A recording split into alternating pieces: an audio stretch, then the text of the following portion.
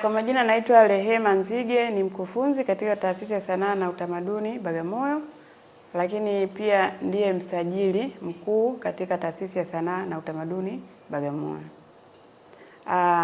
Kwa kipindi hichi sasa tupo kwenye udahili wa wanafunzi ambao udahili huu ni awamu ya pili. Awamu ya kwanza imekwisha tangu tarehe 15 mwezi wa 7.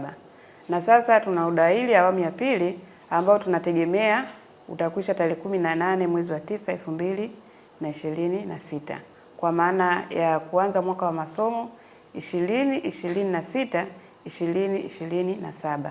Masomo hayo tunategemea yataanza tarehe 19 mwezi wa 10 2026. Katika dirisha hili ni wanafunzi wote ambao wanatakiwa kudahiliwa, kwa sababu hii awamu ya pili ni kwa ajili ya wanafunzi wote. Sisi tunadahili katika ngazi ya certificate na ngazi ya diploma. Wanafunzi ambao wanatakiwa kudahiliwa kwa ngazi ya certificate ni wale ambao wamemaliza form 4 na wana ufaulu wa masomo manne kwenye vyeti vyao vya form 4. Lakini kwa wanafunzi wa form 6 au wanafunzi ambao tunataka wadahiliwe kwa ajili ya diploma ni wale ambao wamemaliza form 6, na ndio maana ya kuwepo kwa udahili wa awamu ya pili. Maana wanafunzi wa form 6 wamefanya mitihani hivi karibuni na matokeo yao tayari. Kwa hiyo tunakuwa na dirisha hili la pili kwa ajili ya kuwapa nafasi watu kama hao. Lakini na wale ambao wamechelewa kwa awamu ya kwanza ambao ni wa certificate, na wao pia wanapata nafasi kwa kipindi hiki. Sasa mwanafunzi ili aweze kujiunga kozi ya diploma anatakiwa awe amemaliza form 6 na ana ufaulu wa masomo mawili, ambapo somo moja iwe ni principal na somo jingine iwe ni subsidiary katika masomo yake ya combination. Lakini pia anaweza akawa mwanafunzi ambaye amemaliza certificate, yani NTA level 4 ya masomo yanayoendana na masomo ya TASUBA. Maanake kwamba ni masomo ya sanaa. Kwenye ile guidebook yetu tumeorodhesha masomo mengi, lakini mojawapo ni yale masomo ya sanaa au awe amemaliza masomo ya social work. Huyu tunamchukua anakuja kusoma masomo yetu hapa TASUBA. Lakini sifa nyingine ni kwa wale walimu ambao wamehitimu mafunzo ya certificate ambao tunaita grade A. Wale pia wanaruhusiwa kuja kuanza diploma. Mbali na kuwa na sifa ya grade A, lakini lazima awe cheti chake cha form 4 kina ufaulu wa masomo manne. Ndipo atakaporuhusiwa kudahiliwa kwa ajili ya kujiunga na ngazi ya diploma. Sisi hapa kwetu tunatoa kozi za aina 3. Upande wa certificate na upande wa diploma zote kwa pamoja.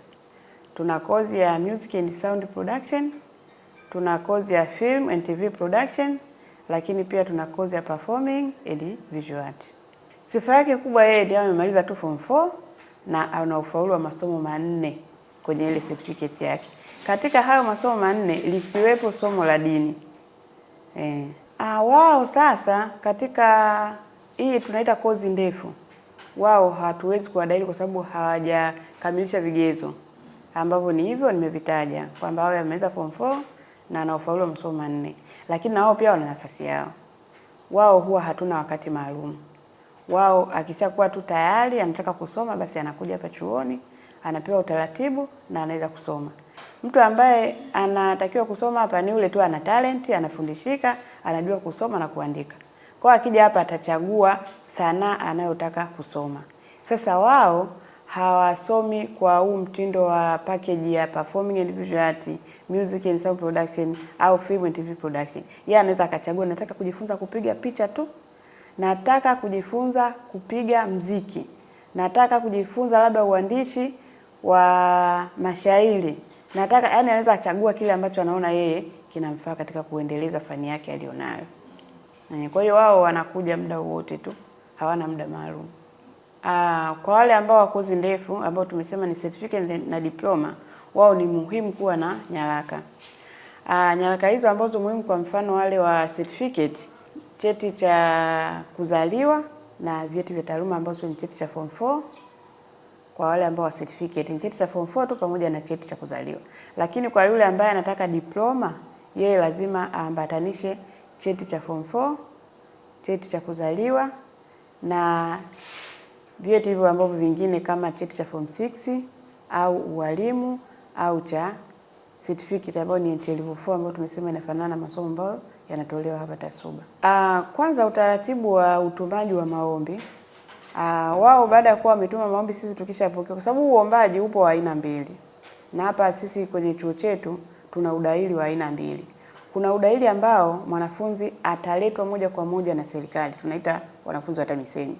Lakini tuna wanafunzi ambao tunapokea sisi maombi kwenye taasisi na baadaye tunayapeleka NACTE kwa ajili ya kufanyiwa verification, yathibitishwe na NACTE. Baada ya hapo sasa ndio wanafunzi wataitwa. Sasa atajuaje? Yule mwanafunzi anapokuwa amejaza fomu ya maombi huwa anaweka namba yake ya simu. Ile namba ya simu ndio itakayopokea taarifa zote. Itapokea taarifa hata tutakapoingiza tu jina lake kwenda NACTIVATE kwenye mfumo ili aweze kufanyiwa verification. Anapata message inayosema kwamba taarifa zako zimetumwa zikitoka TASUBA kuelekea NACTIVATE. Lakini majibu yanapotoka atapata message inayomwambia kwamba majibu yake yamefanyaje? Yako yametoka, utunze msimbo. Msimbo maana yake kwamba ni kodi namba ambao huwa wanapewa kwa ajili ya kupeleka kwa msajili kwenye chuo husika ili aweze kusajiliwa. Kwa yule mwanafunzi, ile namba ambayo atakuwa amejaza kwenye fomu tuliyomwandikia ya maombi, anatakiwa ile namba aitunze na hakikishe kwamba anaileta kwa msajili. Sasa mbali na hiyo, lakini huwa wanapata taarifa kupitia website ya TASUBA. Huwa tunaweka majina kwenye website.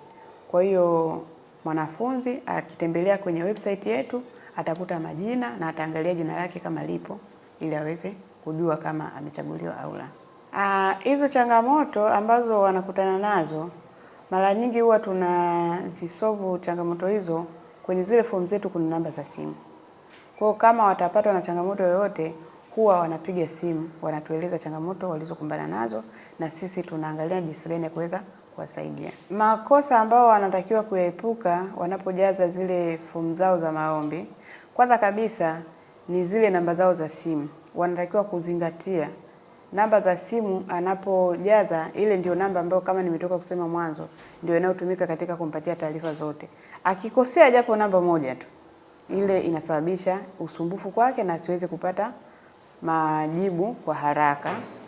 Lakini pia katika uambatanishaji wa zile document unakuta kuna mtu mwingine haambatanishi document ambazo ni muhimu.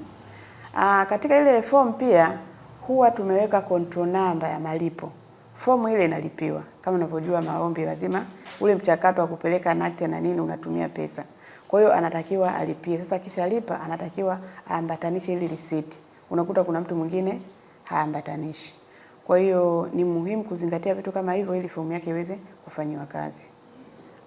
Wanaotamani kujiunga na TASUBA ni washauri ambaye yuko tayari kwa kipindi hiki, ndio kipindi ambacho tunapokea fomu, hajachelewa.